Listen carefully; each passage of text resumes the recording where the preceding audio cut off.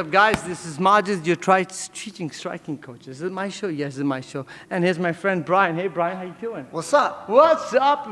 Thank you for having me in your host. It's very nice to have you there.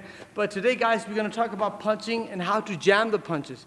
So if you see a guy always in a perfect form and keep his hands by your face and he's good there, and before he has his hands covered up, which is a really good thing, you can jam the punch. The moment before he starts jabbing you, you catch it. Before you jab me, catch it. If you come behind me, you'll see that. Before he jabs, you can study him. If you pay attention to his body language, before he punches, they always do something. Throw me a jab. Yeah, see, again, throw me a jab.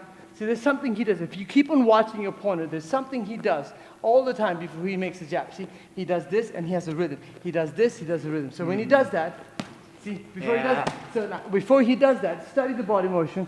See, I can see when he's going to jam. See, that's called jamming. Now, what you jam with, look at my hand.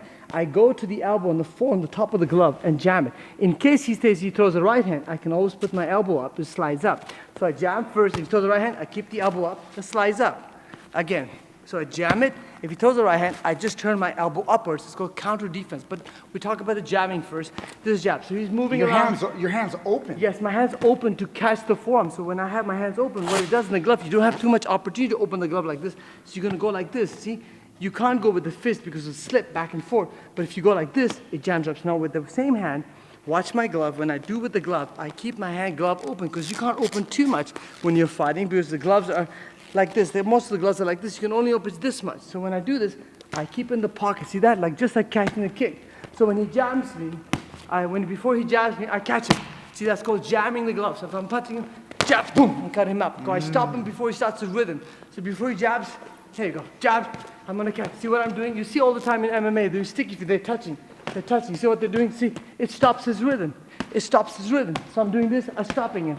So before he throws the jab, I throw up right or back to back. So I jam the punch, jab right. Same thing with the right hand. If he wants to throw a right hand, look what I do. Look, I catch him, give me 1, 2 hands up. See, again. See, it stops the rhythm. If the rhythm starts, it's hard to stop it. You have to stop him before he starts a momentum. It's like a domino. If you catch the first domino, then it won't have the whole domino effect. The train's not it's barely leaving the station. Yes, make sure you catch him before he leaves the station. If he leaves the house early before you, you don't have to beat the speed. You just have to leave the house earlier than him. If he wants to get up 5 in the morning, you just get up 4 in the morning. So when he punches me, before he punches, I study him. I pay attention to what he's doing. When I study him, now I can come back. The idea is most people, when they punch, they want to react. Be one step further. Instead of reacting, be proactive. That means pay attention to what he's doing. And the moment he does something, you catch him before he does it. You know, I've seen this before. Didn't George Foreman use this a lot when he would fight? Very good. I would see his gloves wide open. Beautiful. Now we talk about the Foreman. Thanks for bringing it up for me. I'm bringing it up. George Foreman used to call it sticky fingers or stiff hand. Stiff hand. Stiff hand means, look, because he had long advantage of having long arms, so instead of making a fist, he would open the glove. That makes me another 6 inches. What does that mean? See, if I make a fist, I can't reach him. But the moment I open my hands, look how much further I can go. I can cover and block it. But the fist takes away. See, this is fist, and this is my hand open up so I can cover up further distance.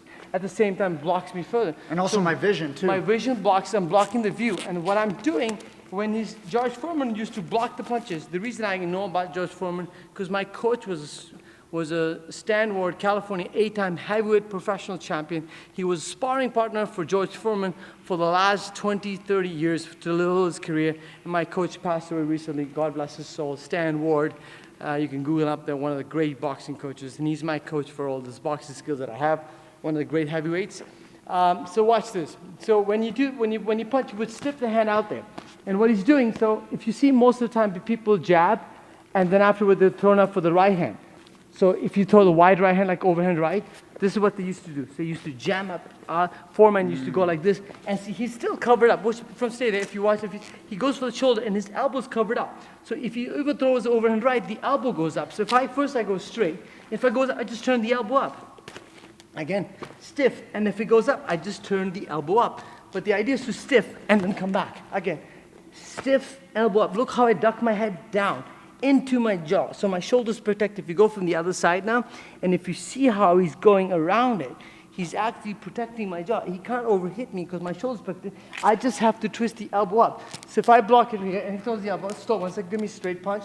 If I go, no, straight punch, straight. Now watch, if he goes over my elbow, look, that's it. I can do it again. Like, just show. Just here. If I have my hand up there, elbow, just turn the elbow up. That's it. So let's say I jab, and he throws it overhand. You must have seen this technique, jab right hand. You know this drill. You know this drill, jab right hand. How about if he does that? Oh, watch this. I don't have to block with the right hand. Watch what I do. Jab, look, jab, jab, jab. Boom. See what I just did again? Jab. I take the elbow. As I jab, so as I jab, I see. I just turn the elbow again. Jab. I want to go slow one first. So I go slow first. You jab, and then you counterattack. Look, just turn the elbow up again. Jab. Okay, I'll do jab first. Jab, counterattack. Just see what I just did? I turned the elbow. Now in fast version. Again, hit my face. Jab, so they know it's for real. They don't think I'm making this up. No, I'm trying. Yes, again. Yes. You see it? And then you're loaded. Yeah, and look at me. I'm still loaded up here. Boom, bam. Sit up there. So this is jamming the hands. So now we saw the counterattack. The jamming is with the hands. So when somebody throws a jab, you can stop it. But you have to time it when he's jabbing me. So first you study jab. So jab. So time on your timing. See, I know his rhythm. See, I know what he does. He steps, he makes a foot. Before he steps, he sits on his leg. So you have to pay attention to details. Now watch, he's not telling me when he's gonna jam me. I'm just studying him. I'm watching his body motion. It's important to visualize what's going on. Yes. See that? I see when he studies. Okay. Most of the time when people punch, they sit back. As he's going back, I jam him. I come back with the right hand. Do it again. So he's going. Or you can stop in the middle. See? See, he gets frustrated. He doesn't know what to do. So I'm stiffing now. So now what I do, you see this all the time. If he goes down, you go down like you just boom. He's leaning into my power shot. If somebody's down, you have the head advantage. This is the advantage of having tall hands like Foreman. Stiffing up the hands, throwing the right hand. I hope you got something out of it. Brian, what do you think? I got a lot out of it. Did I shoot the cross blocking for that hand with the that's elbow? incredible. Because like, I know there's probably people that know this, but there's a lot of people that just know only the super basic stuff. Like, if you throw a jab at me, I only know how to parry, and then I counter jab, or I parry and then I throw the right hand. Exactly. But now you're using this hand. Yes. So when it comes, and now I can come back with that right. It's a very important point you mentioned. So everybody learns to react. I'm not going to teach you react. I'm going to tell you to act. So if I'm jabbing, if he's jabbing, I'm reacting. I'm always one step back. Do you ever play chess? Whoever starts the game first has one step advantage. If he starts the jab, he has the advantage. But watch this. Before he starts the jab, look at me. I got the advantage. What? Because I studied him. Before he makes a move, I studied. And don't let him think about him. He's surprised. First of all, he's surprised that he's attacking. In fact, he's getting countered. If you look at the real good professional boxers, you think that they're hitting the guy with the speed. Actually, they're timing the opponent before they punch you. So when they're boxing, the moment he thinks to go for a punch, they throw the right hand. The moment they go for a punch, they're actually out-punching the guy before he gets there. In this case, what we're studying here, before I see his jabbing, I'm studying. I'm jabbing, studying him. Yes. See, he has no time. He's thinking that he's going to attack, but he's lost in his own world. So I catch him before he gets there. Brian? That was awesome. Beautiful. Thank you, guys. I'm excited. I learned something. Yes, please try it at home, but not at your family members, okay? See you soon.